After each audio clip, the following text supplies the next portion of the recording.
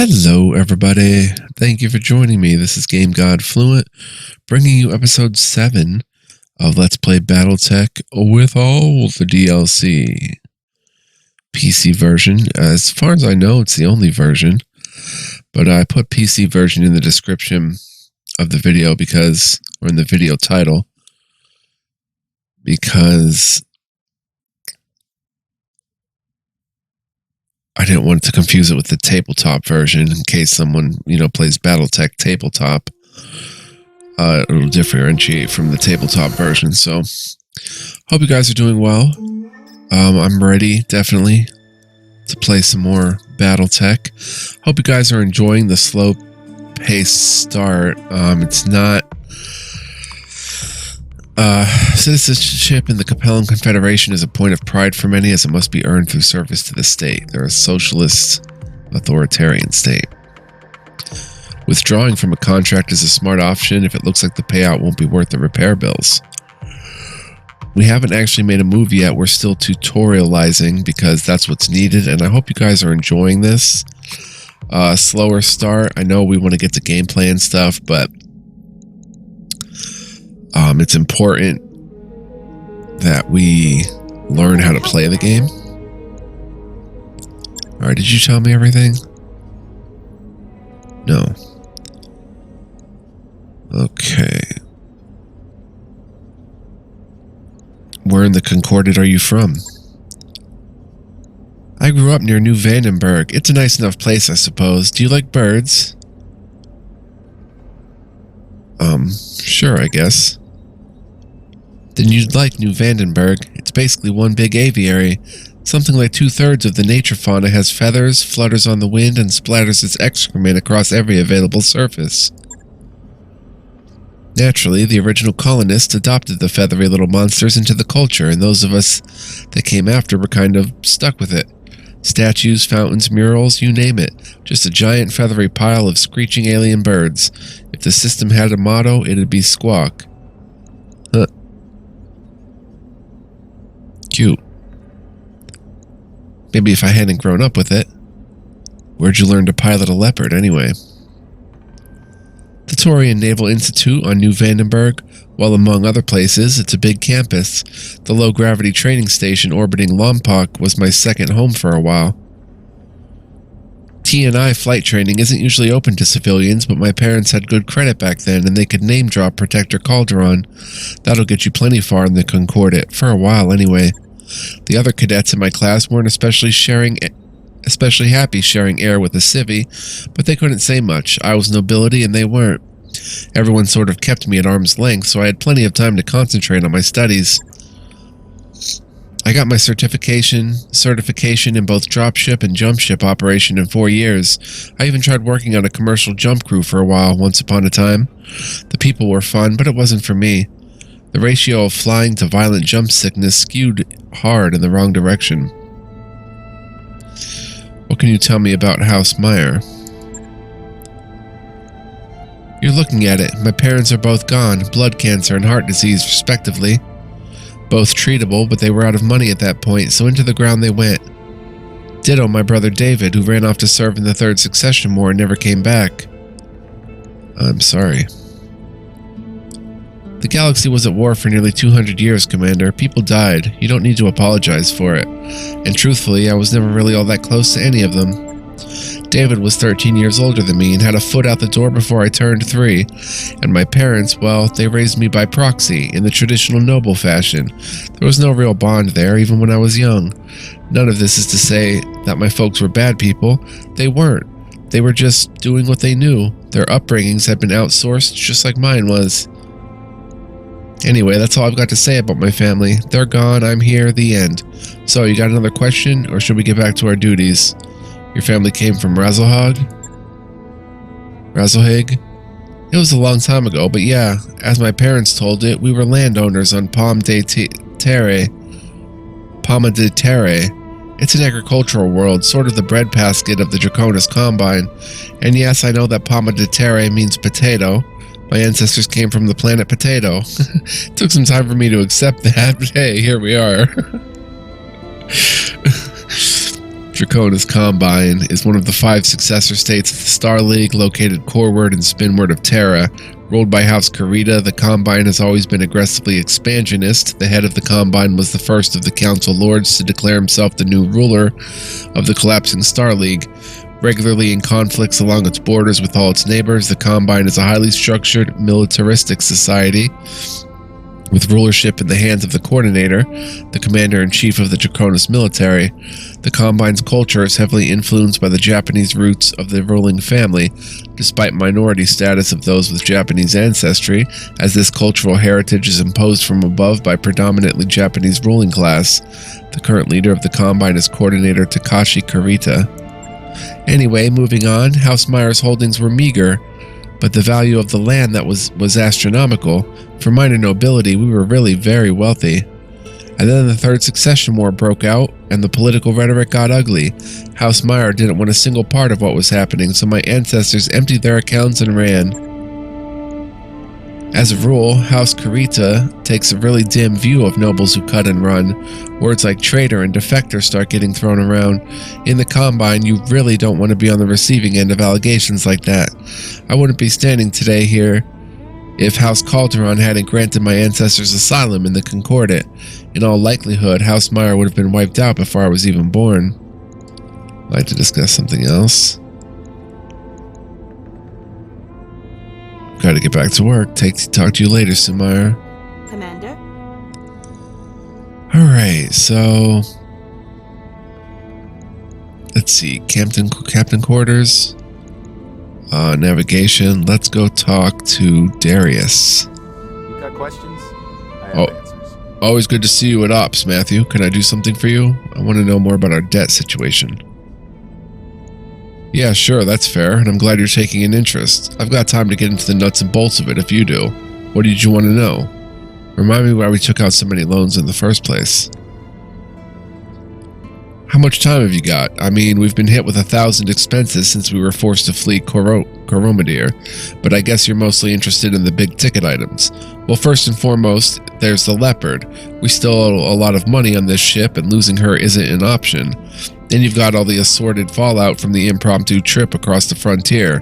Jump ship passage, docking fees, miscellaneous travel expenses, all paid for on credit, as if we had a choice. There's more that I could get into, the loan we took out to set up Markham's family, etc., but that'd be gilding the lily at this point. The fact is, we're in a lot of trouble with a lot of lenders, but hey, we're mercenaries, we live for trouble. Who are we in debt to exactly? I want names. How about I give you the top 3? First, you've got Blue Horizon. That's the big commercial bank on Lyreton. A system in the Oregon frontier. Lyreton was formerly a Capellan garrison world, lost after the Second Succession War. The population of Lyreton is spread across 3 tropical moons of the system's large gas giant. Each moon is independent, and civil conflict between the moons makes the system a tense and dangerous place. They're the ones that own the lease on this ship. Then there's the Indri Consortium. They've got people everywhere, but they're based somewhere in Merrick space. We borrowed from one of their associates to make the jump away from Coromadir on the day of the coup. United we stand. The Free Worlds League, the oldest of all successor states, has long been ruled by House Merrick. The League is an open, multicultural state consisting of many great and small realms loosely joined together. Politically fragile and frequently riven with instability, House Merrick has relied heavily on free trade and technological advancement to keep pace with its rivals. Finally, you've got Lockdown Lending. Lock-own Lending. They're a frontier outfit from Haster, and they're about as crooked as they come. Now, I wouldn't normally do business with an outfit like the Double L, but we didn't have a choice. They made a deal with Blue Horizon to buy half of our debt. So that's the big 3, a commercial bank, a shadowy financial consortium, and a bunch of leg breakers in cheap suits. And each of them is dangerous in its own way. That's enough money talk for now. Let me ask you something else. Be my guest. What do you need? I've got some questions about running this company. Sure thing, Fluent. I'd be happy to help. What do you need to know? Remind me what I need to know about mercenary contracts. Outfits like ours depend on the Mercenary Review Board to post certified contracts working for reliable employers. I say reliable, but let's face it, Matthew. Most jobs come down to us doing the work that the rich and powerful can't be seen doing. Mercenaries are deniable assets. We travel from system to system, picking up jobs and making ends meet. Sure, space travel costs sea bills, but some employers are desperate enough to pay travel expenses for mercenaries willing to make a few jumps for a gig. What intel will I get about a contract before I accept it? Most employers will give us enough info to understand who we're fighting and why. Some are cagier than others, but by and large they want us to succeed. Because of this, we generally get enough intel to get the job done. It isn't a perfect system, but it works well enough. There are a few key things to look for in a contract. First, you need to understand what type of mission it is. Next, you should take account of the climate conditions in the area of operation. Finally, it's important to know the expected strength of the opposing force, or OPFOR, vital even. Tell me the type of missions we may be offered. In my experience, most contracts come down to one or more of a few basic ideas: blowing something up, taking someone down, keeping something safe, or making a mess with heavy ordnance. There'll be variations here and there, sure, but for the most part, our jobs are going to fit into one of those categories. Giant bipedal weapon platforms aren't exactly known for their subtlety. Tell me about climate conditions. If you're not watching your climate conditions, you're not in full command of the battlefield. In most environments, you gotta watch your mech warriors' weapon fire and jump jet use so they don't overheat their battle mechs. Badlands and deserts make your mechs run hotter, so you're gonna want to pay careful attention when you're fighting there. Low atmosphere, non-terraformed planets are worse. You'd be wise to swap out some energy weapons for ballistic weapons in those environments, or pack on some extra heat sinks. But the vacuum of lunar environments is the worst. It's counterintuitive, I know. Space is cold, right? But no atmosphere basically means no heat dispersion, and you're sitting on top of a fusion reactor. Use your jump jets sparingly or you'll be shut down in no time. All that being said, frozen environments are like heaven for our mech warriors. The heat from weapon fire and jump jets dissipates at a much greater rate, and you'll have the maximum options on the battlefield. Tell me about mission difficulty. It's important to have an idea of what you'll be up against once your lance hits the ground. Unfortunately, mercenaries are often on the ass end of mission intel, and at most we usually get is a rating of the enemy's overall strength. By best, the mission's difficulty rating will give us an idea of our post-mission repair bills and med bay time, or a signal that we should avoid the mission altogether until we can bring bigger guns. As a general rule, we should field the heaviest mechs we can on a given mission. Bigger isn't always better though. Speed and mobility are important on escort and other missions where flexibility is as valuable as firepower. I'll try and give you a heads up when we're offered missions like that. Let's go back a second. Can I withdraw from a contract? Absolutely. That's the great thing about being a merc. It isn't our fight. We're here to make money, not die for a cause. You can back out of contract negotiations at any time with no harm done, but once we deploy onto a battlefield, it gets a little trickier.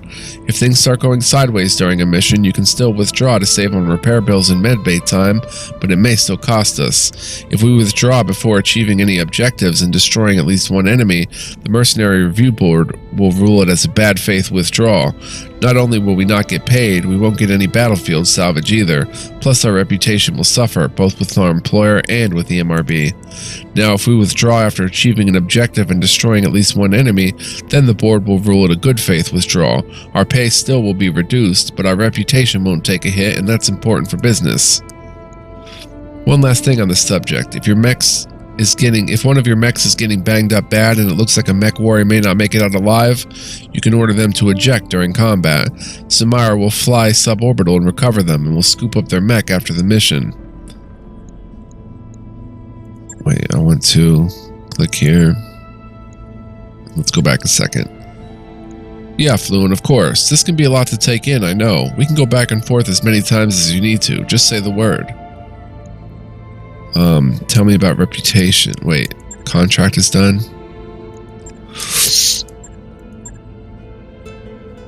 Yeah, tell me about reputation. Our mercenary outfit's reputation determines the quality of the contracts we're offered, the quality of the mech warriors willing to hire on with us, and the deals we get on weapons, mechs, and equipment in local stores. Most employers won't offer us the really juicy contracts until we've proven ourselves over time. But once our rep is solid, we'll get access to some high-paying gigs with opportunities for some serious battlefield salvage. Why is salvage so important? If sea bills are like blood, salvage is like food for a mercenary company, or something like that. I don't really do analogies. Let's just leave it at salvage is good. Here's why. Salvage lets you replace components you've lost or upgrade your mechs to better suit your combat tactics. And if you don't end up needing the salvage you get, you can always sell it off at the nearest store. Salvage rights are a time-honored tradition in the mercenary trade, and figuring out who gets what at the end of an engagement is a vital part of our business. In addition to sea bills, most contracts will offer salvage reflected as a ratio like 2 out of 10. Or 210. The first number represents how many priority salvage items we get to handpick after a battle. The second number is the total amount of salvage we'll get, subject to the whims of our employer. You can negotiate salvage rights for every mission you accept, so keep it in mind. Neat. How do I negotiate a contract? Mercenary contract negotiation is pretty straightforward out here in the periphery. It's all based on the golden triangle: sea bills, salvage, and reputation. Sea bills are the coin of the realm, so to speak. We use sea bills to pay for travel expenses, upkeep on our ship, salaries for our crew, and repairs or refits for our mechs. Sea bills keep us flying. Salvage is a part of our take too. The more salvage we take off the battlefield, the fewer sea bills are deposited in our account. The fewer sea bills we ask for, the more salvage we can get. Now you may want to take less money and less salvage in order to increase our reputation with the party offering the contract. Yeah, it'll cost us now, but the investment could really pay off later down the road. Like to ask you something else? Go ahead, ask whatever you need. Tell me about how our outfit's finances work. It's pretty simple, really. Every 30 days, we have to pay the crew and cover our regular operating expenses. Upkeep for the mechs we have ready in our mech bays, upgrades to our equipment, things like that. So if we don't have enough sea bills to cover our operating costs at the end of a month when our financial report comes due, we're out of business. Merc life doesn't allow for second chances. Remember that when you're ordering weapon refits and ship upgrades, and make sure to reserve enough to cover our monthly nut.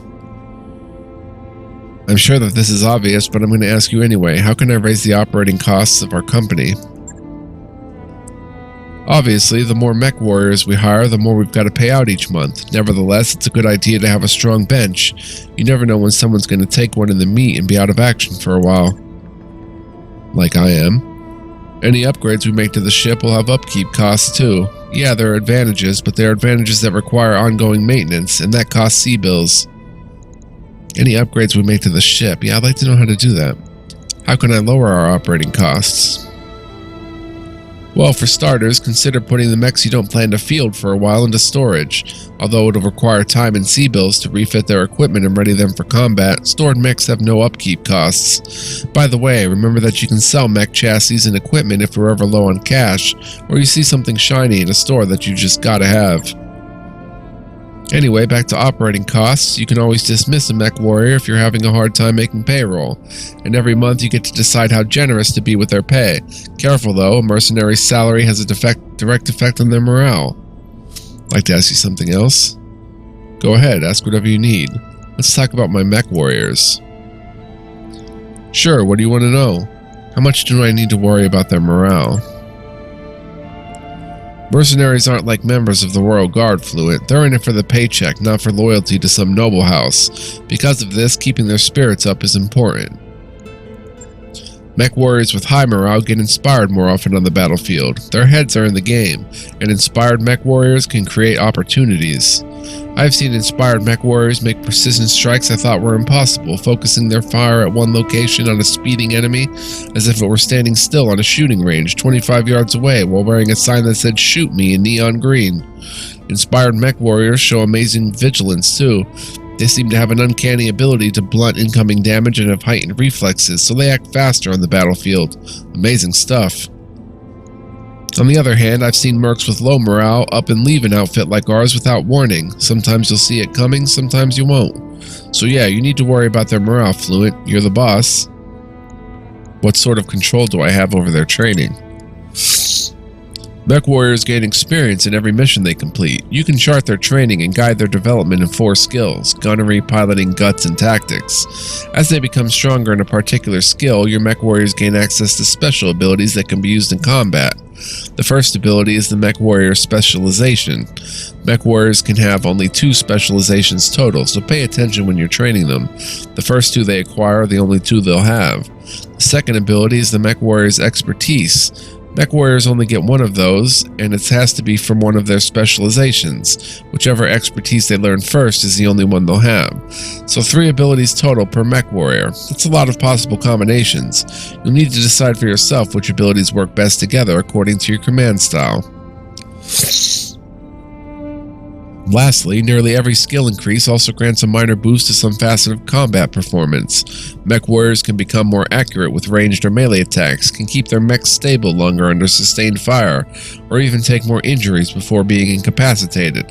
Hell, they can even get better at taking called shots when the opportunity comes up.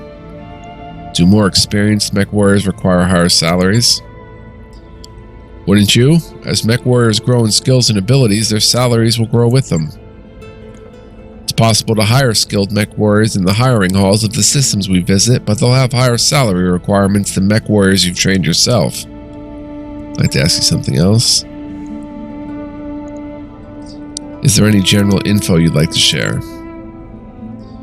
Things happen on a mercenary ship, Matthew, all the time. You throw a bunch of mech jockeys in a confined space with technicians and crew for months on end, you're going to see some spillover from the battlefield, and operating a merc outfit isn't a glamorous lifestyle.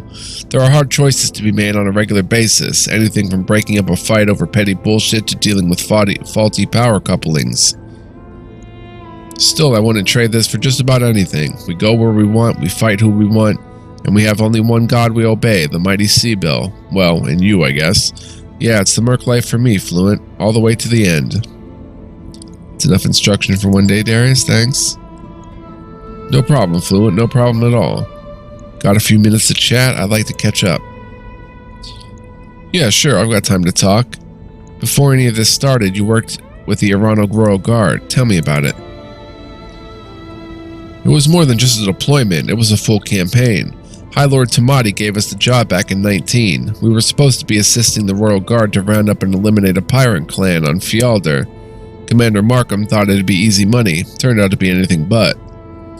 Fjaldr was originally a Capellan colony world lost in the Succession Wars. It is a bleak ice planet swept constantly by howling winds and blowing snow. The original colony was largely underground, built in the sides of deep kilometer-wide shafts that breach the ice that envelops this world. Fjaldr survives on its rich mineral resources and its position as a well-connected hub world near the inner sphere. We lost a dozen mech warriors in the 3 months of the Fjaldr campaign. Had to hose them out of their cockpits. Would have been more if it wasn't for Sir Raju. He saved our people's asses on more than one occasion, went out of his way to do it. And the thing is, he didn't have to. We were under his protection. We were the hired help. A lot of people in Mastiff's position would have used us as cannon fodder, but that wasn't his way. He treated us as if we were his own. He was a good man, Matthew, as good as they come. Tell me a bit about yourself, Darius. Where are you from? I grew up on Nassau Heights. It's one of the HAB stations orbiting Artru. 30 decks of economic stratification, with the corporate suits on the upper decks and everyone else crammed into the lower ones. My old man was a dockhand. We lived on deck 28, 2 levels up from the bottom with the other station maintenance personnel. 12 hours a day, 6 days a week, my dad would load and unload cargo shuttles, vacuum-sealed Quilliar, and nutrient paste for people like us, and luxury goods for the suits upstairs. A bioengineered crop, or Quillar, that serves as the staple foodstuff of the inner sphere. Quillar looks like an ordinary grain, but grows to twice the size of Terran corn, and can be textured and flavored to mimic a wide variety of fruits, grains, and vegetables. The old man must have unloaded 1,000 crates of Castidian eel roe, plump, succulent eggs the size of melon balls. Never got to taste any, though. Any of those tins would have cost him half a year's wages. Wow. Casilda. Oh, Casildan eel roe. An aquatic world famed for its bountiful, deadly oceans, Casilda's human population is clustered on volcanic island chains along the equator, while the oceans are ruled by a vast array of native predatory life forms. Casildan seafood is sold as a delicacy throughout the rimward periphery. Anyway, Matthew, I don't want to saddle you with my life story. Suffice it to say that I got an eyeful of what I didn't want to be on Nassau Heights, and I did what I had to do to change my circumstances. And by the age of 16, I struck out on my own. I left that station with a handful of skills, an enormous web of contacts, and a rucksack full of that expensive caviar. And once I made it off of Nassau Heights, I never, ever looked back. Let's talk to you about something else. You might guess, what do you need? Gotta run, Darius. Catch you later, Commander. Okay, back to the leopard. Now, how do we upgrade this?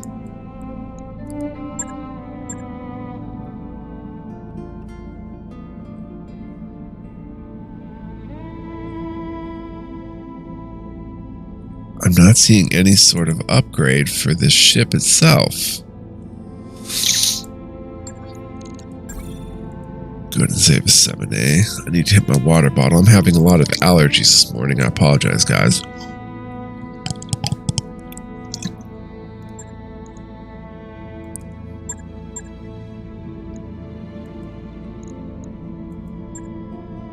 Like, is it just missing from equipment? In other words? And we'll see it as equipment in other stores?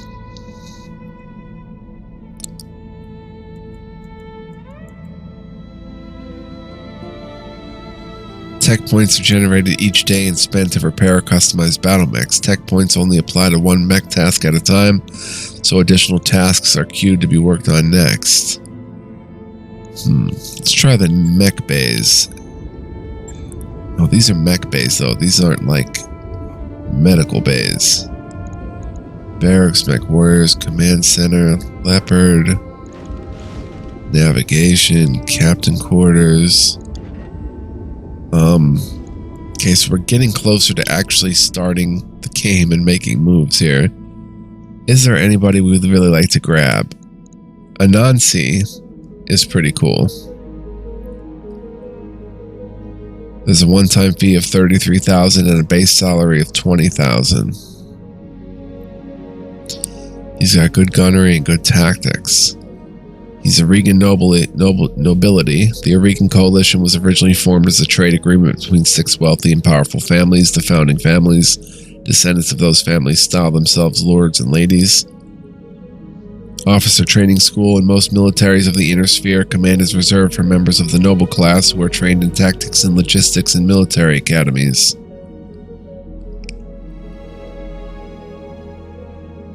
And he's a recruit with decent enough stats. But then we'd have to get a mech for him. Because, one second, guys, almost spilled my water. Because, we have 5 pilots right now and 5 mechs.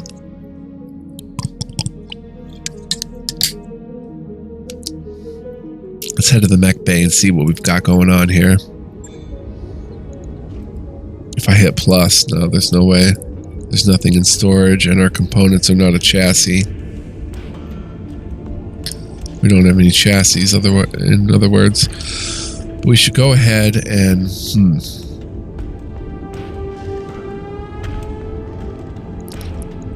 Let's see.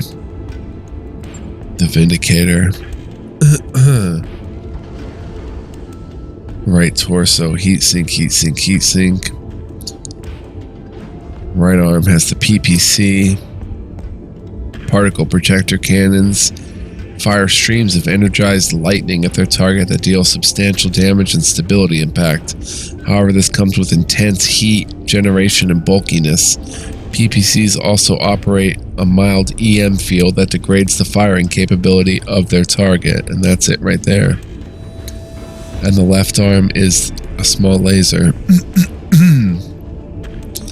On the head is a medium laser.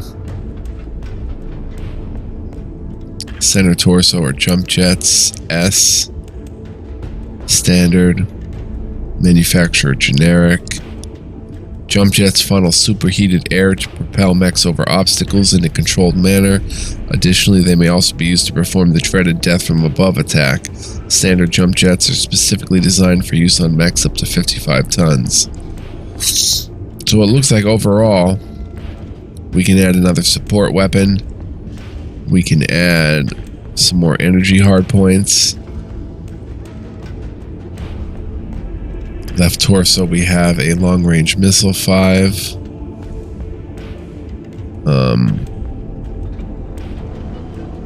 Damage 4 times 5, so they fire 5 at a time.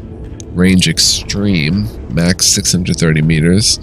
The smallest rack of long-range missiles, LRM-5s, are efficient and tend to serve as harassment weapons. Like all LRMs, LRM-5 are considered capable of indirect fire over obstacles and terrain with the benefit of a spotter unit. Left torso has LRM ammo. 3 heat sinks. Right leg jump jet, left leg jump jet. So we could add, potentially, if we refit the Vindicator, we can add... I mean, their heat is probably already crazy, right?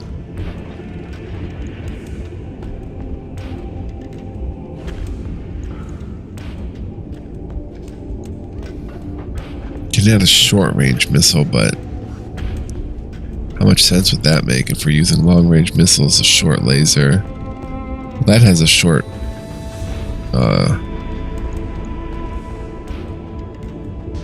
short range too, but this is a missile. We don't have any room left for missile weapons. We have 1 slot on the right arm for an energy weapon and 2 hard points on the left arm for an energy weapon. So a large laser, which does great damage but has a ton of heat. We could potentially put this on. Large lasers exhibit a powerful combination of damage, range, and compactness, but generate a substantial amount of heat. Like all lasers, large lasers enjoy a baseline accuracy bonus over other weapons. So we could like put that there. Work costs 1,005 days. And fire support and brawler. Vindicator 1Rs tend to deal their damage at range while moving in for closer attacks. Typically well armored, they're capable of some surprise attacks due to their jump capability and above average heat efficiency. So can we stick another heat sink in? What are these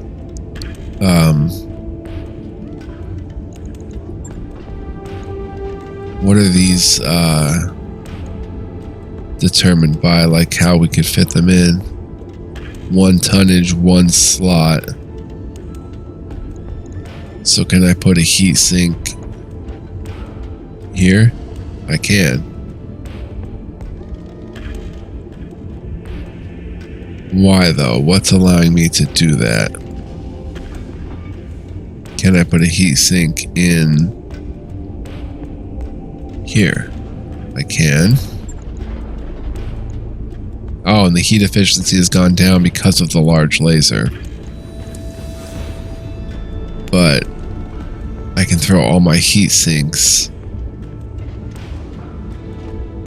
I can throw a heat sink in the right leg for no problem. And I've got 3 left. I could put a heat sink in the left leg. Oh, we're overweight. Right, there's too much tonnage. So would I have to lower armor? Yes, to lower weight. We'd have to get rid of armor. Let's see. Oh, that's so rough. Center torso. What's this first armor? Why is there 2 armors on the center torso? I don't understand that. Oh, front and rear. Well, we could knock down some from the rear. Something like that. Like a little bit from the rear, from the areas that have rear. We're still overweight. We'd have to take a heat sink out. No, it's the laser, which is 5 tons. Alright, I see. So let's revert all changes. 0 tons remaining. Let's go back. Which ones have tonnage still available? Oh, it doesn't say on this screen.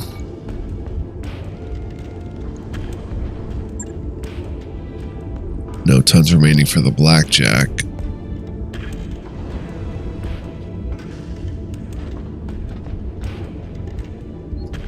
I mean, I'm just fine. I'm just fine. Do we need all these jump jets, though? Like, we could potentially take these jump jets off. Our movement goes down 1. But maybe we can add, like, 6 tonnage.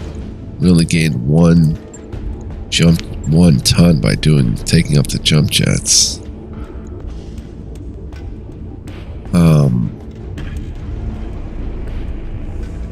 Not much we could do here.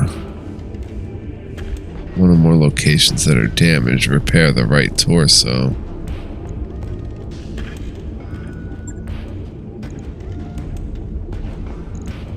Okay, and what about the right arm, or whatever, of the spider?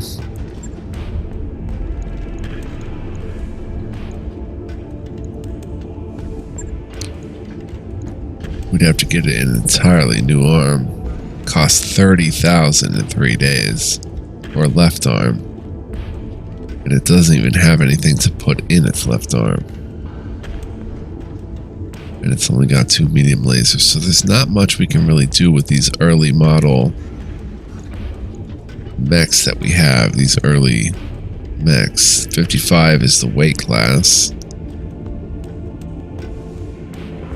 Locust is even less than that. It's 20. But it has more firepower than the spider. It's got a medium laser, a machine gun on each arm, which I like. Whereas this just has a medium laser on the center torso, 2 of them, but I really like the machine guns here. Their damage is only, what, 15? 3 times 5.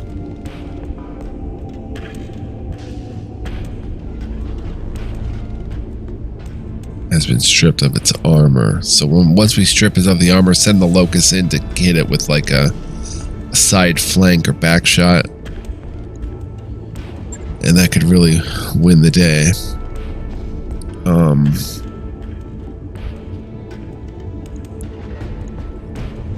Be right back, guys. I'm having a lot of fun just exploring the options and trying to like see what's possible. But be right back. Okay, so I did not realize we're at 38 minutes, so that's going to wrap it up for this episode. We're getting much closer to actually making changes and going through with them. I would actually replace the medium laser. I would remove that. We only get 1 ton for a medium laser? Wow. We could potentially put like, oh, that's 6 tonnage.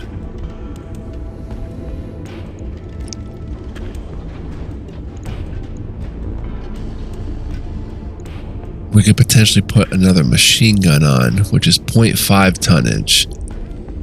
We could put 2 more machine guns in the center torso if we wanted to. That's pretty interesting to me. Oh no, there has to be head points for them. Hard points, I mean.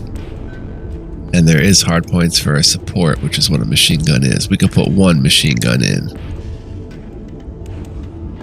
Interesting. And 1 ballistic on the arm, but we wouldn't have... Is there a ballistic that can only take is only 1 ton. Like how you can search for individual ones. Ballistic, like 12 tons.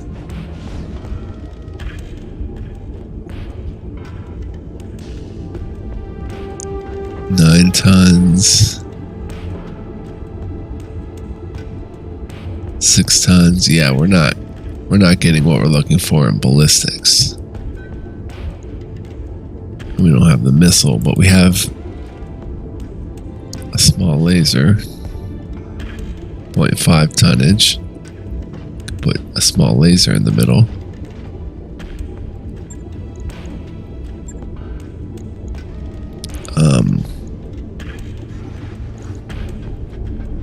We've got missiles. Ammo bins. Alright. I'm going to save here, guys. I hope you're enjoying this. I'm having a blast learning about the game, and we're getting, like I said, very close to making our actual moves and living with the consequences. So I hope you'll join me for more. Next episode, we'll probably go ahead and... Well, we can't buy a machine gun because they're not available in the store right now, so I can't make that move if I wanted to. And I have nothing to change it with anyway, so that's going to remain a medium laser. There's nothing we can do about that. But next episode, we'll figure out more stuff. We'll probably level up our mech soon, or our mech warriors soon. We will maybe make some minor tweaks to these guys and repair them as well. And hopefully get time started up here soon and see what comes of that. So, like I said, I hope you'll join me for that. I would love to have you guys on this journey. Thank you so much for watching. I really appreciate you guys. Much love, peace, and joy. Take care. And next time, much more to come. See you guys then. Bye-bye.